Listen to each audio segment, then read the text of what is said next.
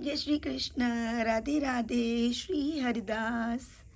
सभी को मैं ये बता दूं कि जिन भक्तों की होली की पोशाक जो पहले ऑर्डर की थी, 2 स्टॉक है ना, पहला स्टॉक वो समाप्त हो गया है और नए सेकंड स्टॉक की आज लास्ट बुकिंग है, क्योंकि कल के बाद फिर अब कोई ऑर्डर्स, आज ही लास्ट है ऑर्डर्स, ठीक है, फाइनल होंगे और कल से वो कोरियर्स में चले जाएंगे। कल लास्ट कोरियर होगा तो आपके पास वो 4 तारीख तक पहुंच जाएंगे, क्योंकि होली आपकी जो है, वैसे तो देखिए 40 दिन होली है, लेकिन मेन होली जो मनाते हैं वो सभी 3 से लेकर 8 तक जो है होली, 7 तक फाइनल मनाई जाती है ना।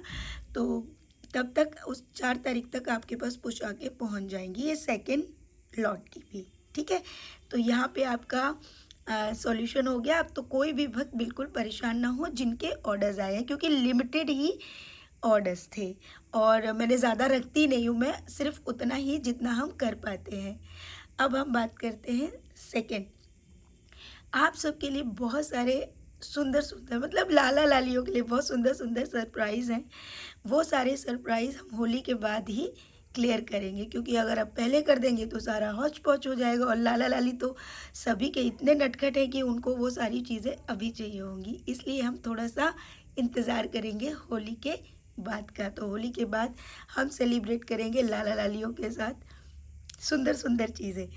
अब हम बात करते हैं इससे आगे की, लीला की, है ना। तो प्रत्येक दिन प्रभु की लीला हो रही है। आज तो बड़ी ही अब मैं क्या कहूँ, आप कहेंगे मैं उन शब्दों का भी चयन नहीं कर सकती और बता भी नहीं सकती, और कुछ चीज़ें तो हमारी भी समझ से बाहर हैं कि ये हो क्या जाता है, कुछ समझ नहीं आता, सच बता रही हूँ आप। अब मैं इसके लिए, चलिए कल की लीला से हम शुरुआत करते हैं। कल की एक लीला ऐसी थी कि हमारे जो केशव हैं, इनके ही स्वरूप से मिलते हुए एक लाला और हैं, जिनको हमने थोड़े से, वो हेल्दी हैं, हम तो सेविका उनको बहुत ज़्यादा पसंद करती थी आज से 4 साल पहले। तो उसके बाद अब आपने देखा होगा, एक बैठी हुई ऐसी ही एक लाडो है जो मतलब देखने को मिलती हैं, बहुत सुंदर स्वरूप लगता है उनका, वो बैठी हुई होती है। तो वही स्वरूप स्वप्न में सेविका को बुलाता है कि तुम आओ, जिसमें कि वो लाला से मिलना चाहती है। लाली के लिए उसकी कोई आकांक्षा नहीं है मिलने की। तो लाला उसको बुलाता है, लेकिन सेविका नहीं जाती है और वो कहती है कि मुझे ना लाला से ज़्यादा मिलना है। तो वो लाला को याद करती है, लेकिन जैसे ही वो लाला को छूती है, लाला वहाँ से अदृश्य हो जाता है। सेविका रोने लगती है, उसको लगता है कि लाला उसको प्रेम नहीं करता और मैं उसको इतना प्रेम करती हूँ। तो लाला कहता है कि मुझे ना मेरे घर वाले मना करते हैं कि मुझे प्यार मत करो तुम। तो बोली, मैं तो सखी हूँ ना, मैं तो मैं क्यों नहीं प्यार करूँ, मैं तो तुझे प्यार करूँगी। तभी वो ये चीज़ करने लगती है, तो वो लाला छोटा हो जाता है, मतलब इतने इतने स्वरूपों में वो लाला हो जाते हैं। जैसे ही वो जिस लाला को टच करती है, बड़े से वो स्वरूप जो है छोटे लालाओं में हो जाता है। सेविका ये चीज़ देखकर थोड़ा सा स्तंभ भी है और रोने भी लगती है, पता नहीं लगता है मेरे ही प्यार में कमी है जिसके कारण लाला इतना छोटा हो जाता है। अब वो सामने से क्या देखती है कि धोती पहने हुए, हाथ में बांसुरी, एक मोटा मोटा लाला, लंबे लंबे केश उसके, मतलब घुंघराले केश है कंधे तक, बहुत सुंदर लाला चलता हुआ चला आ रहा है। सेविका उसको देख रही है और बहुत मंत्रमुग्ध हो रही है और उसको बोल रही है, अरे तू तो मेरा केशु है ना। बोला, हाँ मैं केशु हूँ। बोला, अब केशु ये दिखा भी रहा है कि मैं सेविका को देख रहा हूँ और सेविका उसको मतलब लड़ा रही है। फिर भी कह रहा है, चलो चलो हमको लेट हो रहा है, हमको जाना भी है इधर से, चलो चलो। तो वो कहता है, तू मुझसे प्यार नहीं करेगा क्या, मैं तेरा कितनी देर से इंतज़ार करती हूँ, देख ना मैं केशु तुझे कितना प्यार करती हूँ। वो कहती है, हाँ मैं जानता हूँ, पर मैं जा नहीं सकता किसी के साथ, मैं यहीं रहूँगा, है ना, मैं यहीं रहूँ ना। तो वो कहते, नहीं तुझे मैं ले जाना तो चाहती हूँ, लेकिन नहीं ले जा सकती लाला। तो बोला, मैं जानता हूँ, मेरी मम्मा भी मुझको नहीं जाने देती है, मैं भी नहीं जाता हूँ। और इस तरह की बात होती है। उसके बीच बगल में बैठी हुई एक तंदुरुस्ती राधा रानी है। तो सेविका उसको देखती है, तो लाला उसका हाथ पकड़ता है उस राधा रानी का और उसको लेके चल देता है। सेविका देखती है कि जो लाली है यानी राधा रानी थोड़ा सा मुंह टेढ़ा करती है और वो दोनों चले जाते हैं। और इसमें एक और लीला थी कि मतलब वो पार्ट शायद मुझे यहाँ नहीं बताना चाहिए, चलिए मैं बता देती हूँ। उस पार्ट को मैं इसमें जोड़ रही हूँ क्योंकि था इसी लीला का पार्ट कि इससे पहले जब वो केसु को मिलती है सेविका, उससे पहले उसको एक ऐसा स्थान मिलता है जहाँ पर कुछ महिलाएं हैं और उनका जो कार्य है वो ठीक नहीं है, अच्छा कार्य नहीं करती हैं वो महिलाएं। ठीक है, वो महिला अच्छा कार्य नहीं करती है और वो एक स्थान पर है, एक जगह पर है जहाँ पर उनका ये थोड़ा गलत कार्य चलता है। और सेविका देखती है कि मैं वहाँ खड़ी हुई हूँ और वो महिलाएं मुझे कुछ दे रही हैं, मीन्स ऐसे करके कुछ दान दे रही हैं। तो सेविका कहती है कि ये लोग अच्छी नहीं है, ये गंदी औरतें हैं, तू इनका दान क्यों ले रही है? इनके द्वारा बनाए हुए वस्त्र मतलब क्यों बनवा रही है? इनके ये वस्त्र बनवा रही है तुमसे, तो तू क्यों वस्त्र बना रही है दिव्या? तो मैं उसको बोलती हूँ सेविका को कि नहीं नहीं, इससे हमें कोई लेना देना नहीं है। उसके भाव बहुत सुंदर हैं, हमें उसके भाव देखने चाहिए, वो क्या कार्य करती है क्या नहीं, हमें इससे कोई लेना देना नहीं है। इसलिए उसके कार्य को उस पे छोड़कर हमें अपना कर्तव्य निभाना चाहिए। तो मैं उसके वो सेवा को लेकर उनके लिए वस्त्र बनाती हूँ। तभी जो कन्हैया है हमारा वो पीछे से आ जाता है और आके सेविका से कहती है, आ मैं तुझे दिखाती हूँ कौन है ये स्त्री। मैं ऐसे बोल के आगे निकल जाती हूँ और सेविका उनका हाथ पकड़ के ऊपर लेके जाती है और ऊपर कन्हैया की एक बहुत, और वहाँ से कन्हैया भी गायब हो जाता है। एक बहुत बड़ी तस्वीर लगी हुई है, उस बड़ी तस्वीर में हमारी प्यारी कन्हैया की मतलब वो तस्वीर है। उसे देखकर सेविका स्तंभ रह जाती है कि भाई ये कैसे, ये कन्हैया तो मेरा ही कन्हैया है और इस औरत के पास क्यों है? ये तो बड़ा गलत कार्य करती है, इस औरत के पास है। तो वो औरत कहती है कि तुम सखी हो, क्या तुम मुझे कन्हैया से मिलाओगी? तो बोले हाँ मैं तुम्हें मिला तो दूंगी। अब सेविका के मन में एक बात भी आ रही है कि ये कन्हैया तो सच में बहुत नटखट है, देखना ये ऐसी स्त्री के पास भी आता है, ऐसे सोच के, यानी कि ये स्त्री के पास फ़ोटो तभी तो आई कि ये आता होगा। और वो कहती कि प्लीज़ तुम मुझे ना कन्हैया से ज़रूर मिलवा देना। वो कहती है ठीक है, मैं तुम्हारे लिए प्रार्थना करूँगी कि वो तुम्हें मिल जाए। ये बोलते हुए सेविका वहाँ से निकल जाती है और यही सोच में रह जाती है कि ये चीज़ कैसे हुई, मतलब कैसे हो गया ऐसे कि कन्हैया ने मुझे बताया नहीं और वो इसके पास भी आता है। ये लीला इस तरह का इसका पार्ट था और उसमें एक शब्द यूज़ करती है वो जो महिला है, बस एक थोड़ा गलत शब्द यूज़ होता है और यहाँ पर ये लीला समाप्त होती है। अब मैं आपको सुबह की दिनचर्या से मैं कल का बताऊंगी, आप यकीन मानिएगा। कल ऐसा ही कुछ वाक़या हुआ भी, किसी के लिए वो चयन शब्द इस्तेमाल हुए थे मॉर्निंग में किसी हमारे ही पड़ोस में। तब मैं यही बात सबको घर में बता रही थी कि हमें कभी किसी के बारे में गलत नहीं सोचना चाहिए, भले ही वो गलत करता हो या करती हो। हमको कोई हक नहीं है, हम स्वयं को बदलें, किसी और को बदलने की चेष्टा ना करें।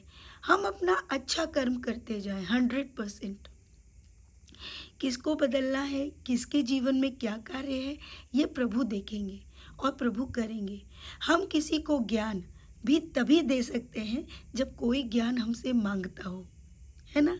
जैसे कि यहाँ पे आप देख लीजिए, लाइक यहाँ पर मैंने वीडियो डाला, ये मेरी स्वेच्छा है क्योंकि यहाँ पे सब स्वतंत्र हैं।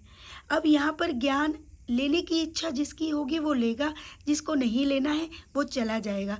तो यहाँ ना मुझे कोई दोष मिल रहा है, ना पसंद करने वालों को दोष मिल रहा है। देखो, जिनको पसंद नहीं आ रहा तो उनकी मनोवृत्ति उन तक छोड़ देनी चाहिए। क्यों? क्योंकि वो उनका कार्य है। प्रभु नहीं चाहते कि वो ऐसा करे या इन चीज़ों को समझे। और जो इस चीज़ को सुन रहे हैं, जान रहे हैं, ये सोचिए उन पर असीम असीम कृपा है। पहला तो ये। दूसरी, किसी भी मनुष्य ने इस जीवन में कितने ही बुरे कर्म या कृत्य क्यों न किए हो, अंत में वो प्रभु को ही प्राप्त करता है। जैसे उस महिला को, उसको ये पता है कि उसने जीवन भर गलत कृत्य किए, लेकिन अंत में अब वो कृष्ण को मिलना चाहती है।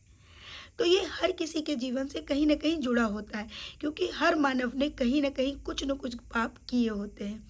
उन पाप से बचने का एक ही तरीका है और वो है कृष्ण भक्ति, है ना। तो कृष्ण भक्ति सदैव सबको करते रहना चाहिए। हमें दूसरों की बुराई देखने से ज़्यादा उनकी अच्छाई देखनी चाहिए, ठीक है। जो बुरे हैं हम उनके संपर्क में ज़्यादा नहीं रहते, लेकिन हमारे विचारों को भी हमें शुद्ध रखना चाहिए, है ना।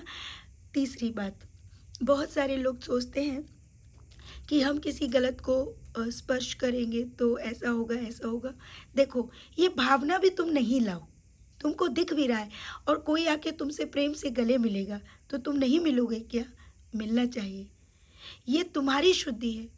जब तुम पॉजिटिव हो, जब तुम प्रभु के इतने अच्छे आराधक हो, तुम प्रभु को इतना प्रेम कर रहे हो, तो कभी कोई गलत चीज़ तुमको कैसे प्रभावित कर सकती है? नहीं कर सकती ना। तो ये सारे हमारे विचारों पर भी निर्भर करता है।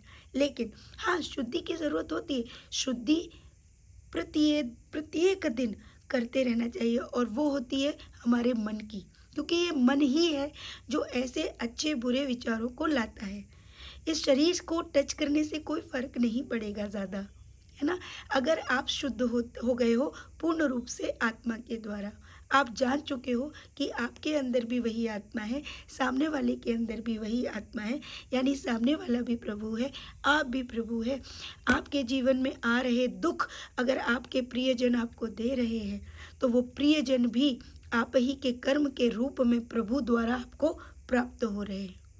ठीक है, इसलिए इन सब चीज़ों को भूलकर हमें सिर्फ और सिर्फ अपने अंदर परिवर्तन करना चाहिए, अपने आप को बदलना चाहिए, स्वयं को बदलना चाहिए।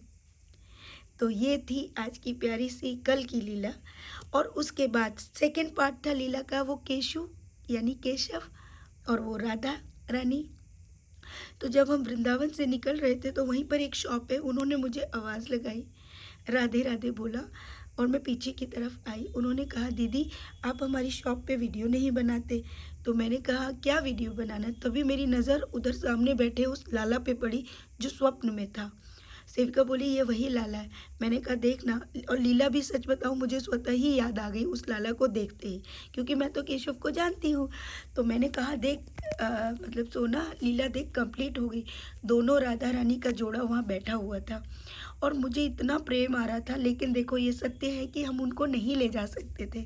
इसलिए नहीं ले जा सकते थे क्योंकि हमारे यहाँ तो ऑलरेडी राधा रानी थी। अब मेरा एक भाव आया भी कि चलिए मैं किसी भक्त को बता देती हूँ कि वो उनको ले जाए, क्योंकि उन्होंने स्वतः ही अपने आप को जाने की बात कही। लेकिन फिर मुझे ध्यान आई लीला का एक और पार्ट कि मेरी मम्मा ने मना किया है कि मैं सबके साथ नहीं जा सकते, यानी कि वो स्वयं से जाएंगे जहाँ भी वो जाएंगे। तो देखिए, कहीं के भी लाला लाली इस तरह की जो लीलाएं करते हैं। अब बहुत से भक्तों को ये बात समझ भी नहीं आती। अब मैं इसमें कुछ कर भी नहीं सकती। ये लीलाओं इतनी गुण है ना कि वो प्रत्यक्ष होती जा रही हैं और उसका रूप भी कभी न कभी बदल भी जाता है, कभी एकदम साक्षात होती है, कुछ थोड़ा सा अंतर हो जाता है। तो इस तरह की बहुत सी लीलाएं हैं। अंत में रात में जब हम लौट रहे थे तो यमुना नदी मैया के साइड से केसी घाट की तरफ से हम रिक्शे में बैठे हुए थे और हम निकल के अपनी गाड़ी की तरफ जा रहे थे। तो आप यकीन मानो, उस समय के दृश्य को देखकर मेरे आज से जो स्वप्न मुझे 10 साल की उम्र से लेकर मेरे मतलब अभी से 4 साल, यानी मेरे 4 साल तक, ऑपरेशन के बाद तक, उन स्वप्नों ने मुझे परेशान किया हुआ था। मैं बहुत विचलित रहती थी। उसका मुझे कल उत्तर मिल गया, क्योंकि मैं अपने आप को, स्वयं को हमेशा उसी घाट पर देखा करती थी, घाघरा पहने हुए। और मैं होली के समय अपने आप को देखती थी कि पीछे से गाड़ियाँ आ जा रही हैं और मैं होली पे मतलब राधे कृष्ण चिल्लाती थी। मेरे साथ बहुत सारी सखियाँ होती थी, मैं लहंगा पहने हुए होती थी। लेकिन तब केसी घाट का जो दृश्य था, जो गलियों का जो दृश्य था, थोड़ा सा विपरीत था। साफ सफाई थोड़ा ज़्यादा थी, वो गलियों में रंग ही रंग भरा होता था। ये स्वप्न मुझे 10 वर्ष की उम्र से लेकर मेरे अभी से पिछले मतलब 4 साल हुए हैं, बंद हुए हैं, ये स्वप्न मुझे आता था। फिर आके मैं ऊंचाई पर होती थी, जमुना मैया नीचे बहती थी। आज जैसे जमुना मैया का है ये स्तर, जो मिट्टी विट्टी कट गई है, ऐसा नहीं था जो मैं स्वप्न में देखा करती थी। वो बहुत ऊंचाई पर था और बड़ा ही साफ़ सुथरा और बड़ी नदी, मतलब बहुत बहरी, मतलब जमुना मैया जो है ना, बहुत फुल बहती थी, मतलब भरी हुई थी। जैसे अब खाली खाली लगती है ना, ऐसी नहीं थी। और मैं स्वयं को वहीं देखती थी हमेशा। कभी होली खेलते देखती थी और मुझे कभी समझ नहीं आया कि ये स्वप्न क्या था। मैं अपने साथ कुछ मतलब मेरे साथ कुछ मेरी फ्रेंड्स हुआ करती थी, वो भी लहंगे पहने होती थी, लेकिन मैं कभी समझ नहीं पाई। और ये स्वप्न मैं सोना को बहुत बार सुना भी चुकी थी कि मैंने ऐसा देखा। उस नदी में मैंने स्वयं को कई बार फिसल कर जाते हुए देखा, मतलब मैं फिसलती थी नहाने के लिए, मतलब बहुत अलग। और जिसका उत्तर कल मुझे मिला। और ये स्वप्न मेरे आज से 4 साल पहले बंद हुए हैं, जब से मैं कृष्ण भक्ति में आई हूँ। ऐसे ही केसी घाट का एक दृश्य और है जिसने मुझे मेरे पूरे बचपन से लेकर अब तक परेशान किया था, कि मैं स्वयं को एक 4 दीवारी की बहुत बड़ी इमारत होती है जिसमें पानी पानी भरा होता था, और जो कि एक नदी के किनारे था, चारों तरफ गुम्बद गुम्बद भी नहीं कहूँगी, गोल था, गोल मतलब उसमें, लेकिन खिड़कियाँ बनी हुई थी। और मैं स्वयं को हमेशा उसमें मतलब पाती थी और उस नदी में रहती थी, और उनके इतने झमोके थे कि उन झमोकों से मैं बाहर निकल सकती थी, लेकिन मैं कभी निकल नहीं पाती थी। 4 साल पहले मेरे वो स्वप्न भी बंद हो गए, जब मैंने प्रथम बार केसी घाट पे जमुना मैया की, मेरे गोत्र और सबके द्वारा, मेरे मतलब हम लोग जब गए थे, एक वीडियो पड़ा होगा, अगर आपने ध्यान से देखा होगा तो, आज से 2020 का वीडियो है शायद वो, 2020 में या 2020 का ही है, यस 2020 में मैं सोना, हमने प्रथम बार हम लोग अपने लाला को लेकर गए थे, और जाने के बाद वहाँ पर जमुना मैया थी, और मैं जमुना मैया को नहीं पहचान रही थी। मैं जमुना मैया को भी कृष्ण बोल रही थी, और मुझे लग रहा था, अंत समय तक भी मुझे लगा कि वो कृष्ण है। और वहीं के पुजारी जी ने हमको बुलाया था, और वहाँ पर प्रथम आरती करवाई थी जमुना मैया की। उसके बाद से वो स्वप्न का मुझे पूरा दृश्य जो है मेरी आंखों के सामने था। ये वही स्थान था जहाँ मैं स्वयं को हमेशा घिरे हुए पाती थी। तो ये सब क्या है, मैं कुछ नहीं जानती हूँ। यकीन मानिए, ये सब बहुत बहुत मेरे लिए अलौकिक है, अनन्य है कि ये क्या है। मैं ये सब के बहुत डीप जाने की कोशिश करती हूँ, लेकिन तब समझ एक ही आता है कि अनंत जन्मों का ये फेरा है, और अनंत जन्म भोग कर आज जाकर मैं ये चीज़ समझ पाई, मैं उनको पहचान पाई। और शायद आज भी नहीं पहचान पाई, क्योंकि पहचान लूँगी तभी तो मुक्ति है। पता नहीं अभी क्या क्या बाकी है, कुछ नहीं जानती। लेकिन हाँ, सभी से एक प्रार्थना ज़रूर करती हूँ, आप अपने जीवन में इतने निर्मल हो जाइए, सबसे प्रेम करिए, सबको अपने मतलब किसी से कोई ईर्ष्या ना करो। अपने जीवन को जो मिल रहा है, जैसा है, उसमें ही खुश रहिए। प्रभु भक्ति करते रहिए। भक्ति करने का कोई नियम नहीं होता। प्रेम ही सबसे बड़ा नियम है। प्रेम करिए, अनंत करिए, और जीवन भर खुश रहिए। और आज भी एक चुटकी ने एक और छोटी-सी, क्या छोटी कहूँ, बड़ी कहूँ, बहुत लीला की, लेकिन वीडियो फिर पोस्ट नहीं हो पाएगा, ज़्यादा लॉन्ग हो जाता है, तो पूरा दिन निकल जाता है, वो पोस्ट ही नहीं होता है, इसलिए उसको मैं कल आपको बताऊँगी। तो बहुत सारा प्यार। राधे राधे। श्री हरिदास।